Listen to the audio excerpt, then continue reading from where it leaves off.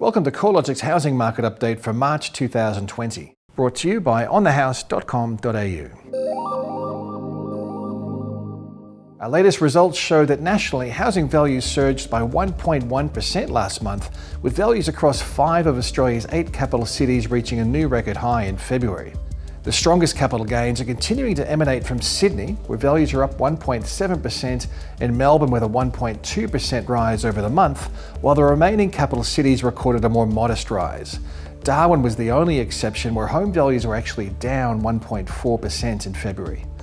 On an annual basis, both Sydney and Melbourne moved back into double-digit annual growth rates, with values up 10.9% and 10.7% respectively over the 12 months ending February.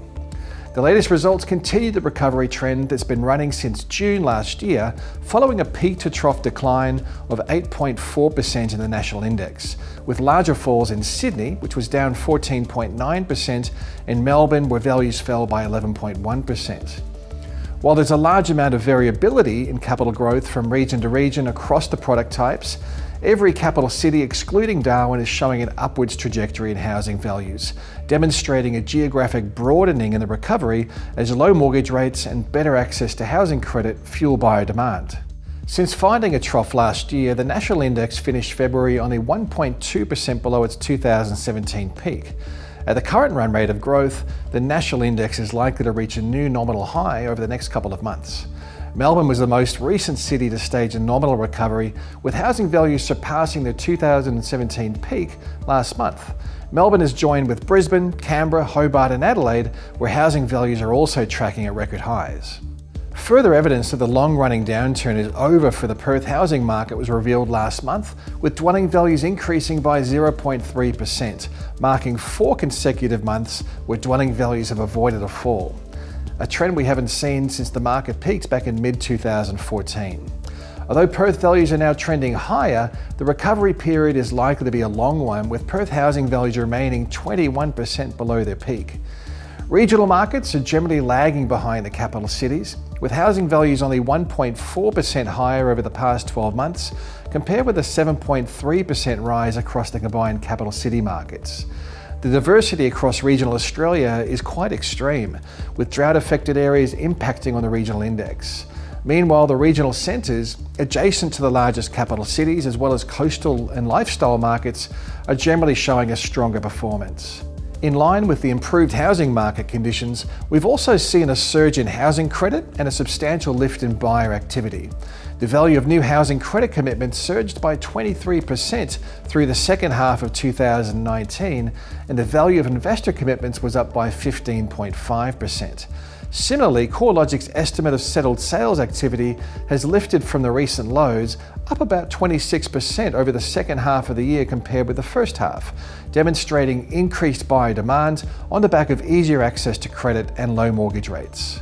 While housing values are generally rising, rents are travelling at a much more sluggish pace, rising only 1.4% nationally over the past 12 months.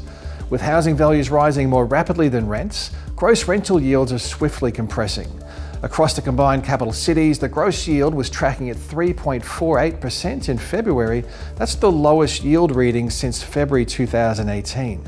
The current gross rental yield is only 9 basis points away from a record low. Gross rental yields in Sydney are tracking at new record lows each month, falling to just 2.99% in February. Despite overall weak housing market conditions, Darwin's gross rental yields are the highest of any capital city at 5.9%. However, this is really a reflection of housing values falling faster than rental rates rather than growth in rental values. The strongest yield dynamic is in Hobart, where the overall tight housing market conditions have pushed gross rental yields to 5%, providing a total return of 10.5%. The total return factors in the gross yield as well as the annual capital gain. Perth's housing market recorded its 4th straight month where values didn't fall, which was the longest period of flat to rising values since the market peaked in mid-2014. The latest results provide further evidence that the market is stabilised after 5.5 years where values were consistently trending lower. The past 3 months has seen values rise by 0.4%, so early indicators are that this will be a gradual recovery trend. Other factors pointing to a recovery including rising population growth against diminishing supply levels, tightening rental conditions, and improving labour market indicators.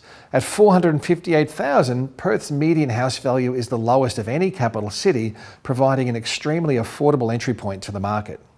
The primary factors driving this housing market rebound remain in place and include an extremely low cost of debt and improved borrowing capacity. However, considering the sluggish pace of household income growth, housing affordability is eroding rapidly, which is likely to see some parts of the market become less active.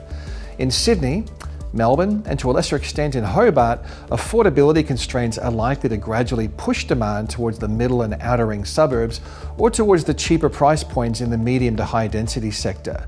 Major regional centres with links to the major capitals should also benefit as demand spills over from the capital city metro regions. These more affordable segments of the marketplace have generally seen lower rates of capital gain over the cycle to date and offer lower barriers to entry, as well as higher rental yields for investors. Affordability pressures are far less pressing across the remaining capital cities. In regions such as southeast Queensland and Perth, housing is very affordable relative to Sydney and Melbourne, jobs growth is trending higher, and unemployment is reducing. These could be the markets to watch for a stronger performance later this year. There are some early signs that the rate of growth may have already peaked late last year across Sydney and Melbourne, as affordability constraints dampen participation in the market and advertised supply levels start to increase. Although affordability is becoming more challenging, home loan serviceability is the best it's been in many years, thanks to such low mortgage rates. The Reserve Bank cut the cash rate by another 25 basis points in March, with lenders generally passing on the full rate cut to mortgages. Looking ahead, a more significant downturn in consumer sentiment related to the coronavirus outbreak could become a determining factor that impacts the housing market over coming months. While housing demand is now relatively insulated from a downturn in foreign buyers and record low mortgage rates should help to support demand, the economic impact on key export sectors such as education, tourism, and commodities is likely to result in weaker economic conditions and lower consumer sentiment. Consumer sentiment readings are already low, and a further deterioration could see housing market activity start to slow. Monitoring the spread of the coronavirus and the impacts on the Australian economy and consumer attitudes will be a key part of understanding the housing market's performance over coming months. As always, you can stay up to date and in touch with the latest trends across the housing market by regularly checking the research pages at CoreLogic's website, www.corelogic.com.au.